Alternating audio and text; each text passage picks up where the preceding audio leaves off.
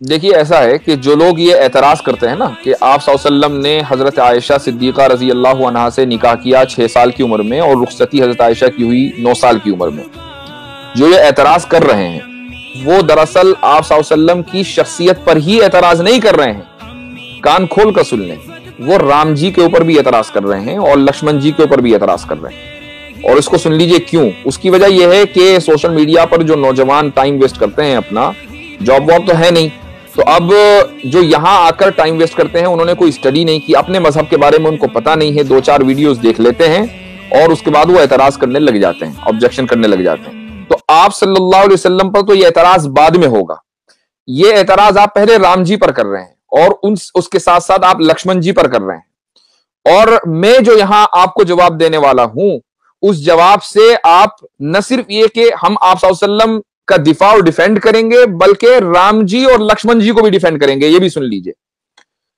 सबसे पहले तो मैं आपको ये बताऊं कि आप राम जी पर एतराज क्यों कर रहे हैं। इसलिए कि अगर आप अपने मजहब की किताबें पढ़ेंगे तो आपको अंदाजा होगा कि राम जी ने जो सीता जी से शादी की थी तो उस वक्त सीता जी की उम्र क्या थी? 6 साल थी।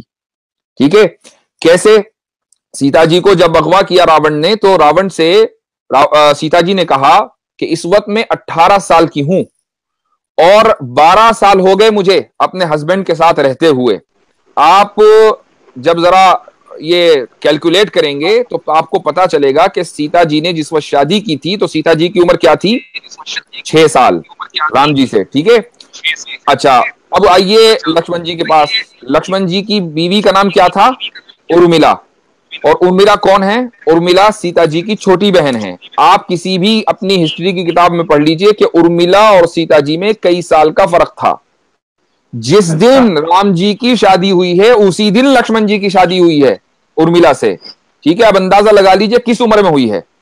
तो ये जो एतराज आप सल्लल्लाहु अलैहि वसल्लम के ऊपर होता है, ये पहले एतराज राम जी के ऊपर होता है, पहला एतराज लक्ष्मण जी के ऊपर होता है। अब मैं आपको बताता हूं कि हम कैसे डिफेंड करेंगे इन तीनों को। जी। मैंने एतराज नहीं किया, ये एतराज मुसलमान की तरफ से नहीं है, हम डिफेंड करने के लिए आए हैं।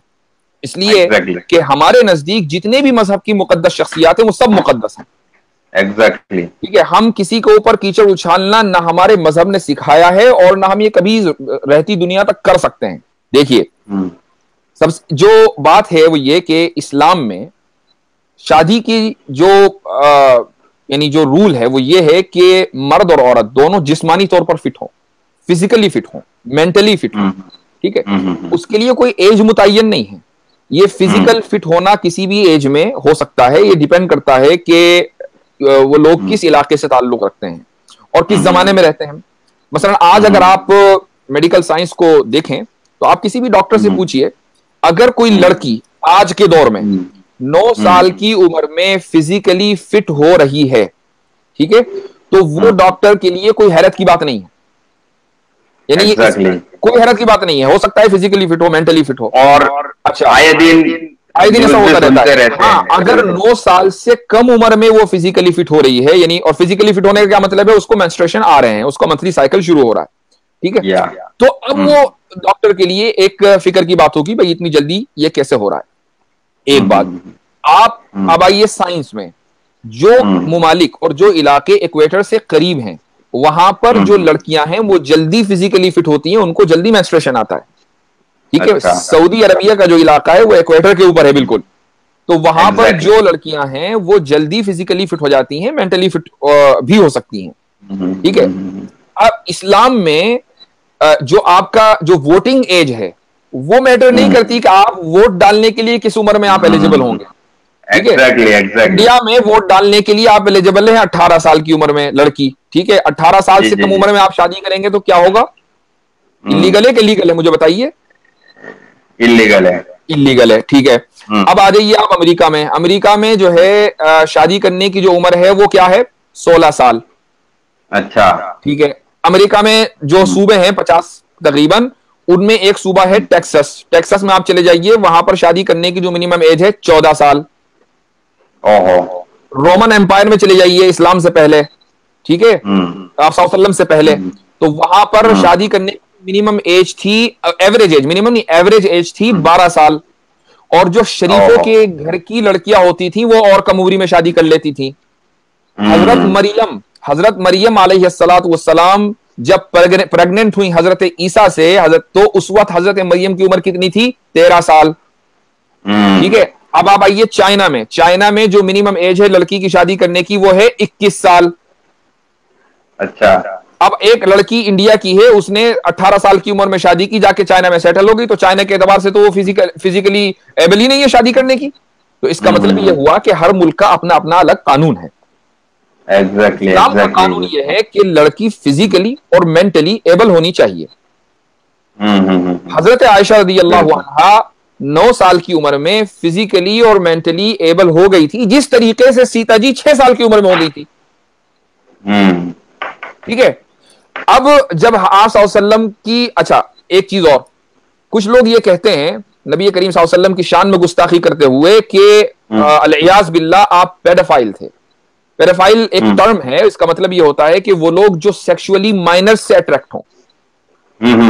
ठीक है, मैं ये पूछता हूं कि अगर खुदा ना खास्ता अलियाज बिल्लाह 100 मरतबा अगर इस इल्जाम में जर्रा बराबर भी कहीं हकीकत होती, तो आप सल्लल्लाहु अलैहि वसल्लम 6 साल की उम्र में हजरत आयशा से निकाह करने के बाद 3 साल इंतजार क्यों करते भाई? 3 साल इंतजार किस लिए किया? इसलिए किया ना कि फिजिकली और मेंटली जो है वो मैच्योर हो जाए, एग्जैक्टली। के बाद रुखसती हुई। अच्छा, अब यहां सवाल ये होता है कि भाई चलो 9 ही साल क्यों, 2-4 साल और इंतजार कर लेते अगर 3 साल किया था। उसकी भी एक हिकमत है। उसकी वजह यह है कि नबी करीम सल्लल्लाहु अलैहि वसल्लम के घर में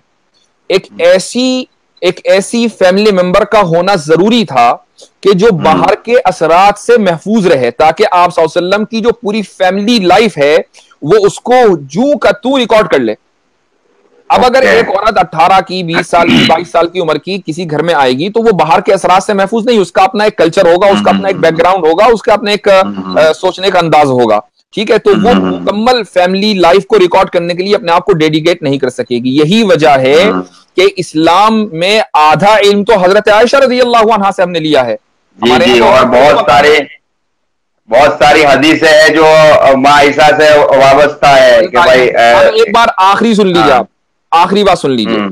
जब किसी लड़की का रेप होता है ना बचपन में, 6 साल, 8 साल, 9 साल की उम्र में, तो मुझे बताइए कि उस लड़की का जो फिजिकल और मेंटल ग्रोथ है ना वो तकरीबन रुक जाता है। वो लड़की जो है बिल्कुल डिसफंक्शनल हो जाती है, अब वो किसी काम की नहीं रहती, जो अब उसको बल्कि साइकोलॉजिकल थेरेपी की जरूरत पड़ती है अगर उसके साथ ऐसा हो जाए और वो अपनी जिंदगी बचा ले।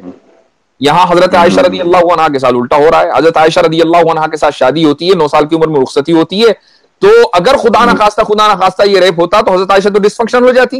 वो डिसफंक्शनल क्या, वो तो पूरी उम्मत का जो आधा इल्म है वो सिक्योर कर रही है, महफूज कर रही है और पूरे सहाबा को पढ़ा रही है।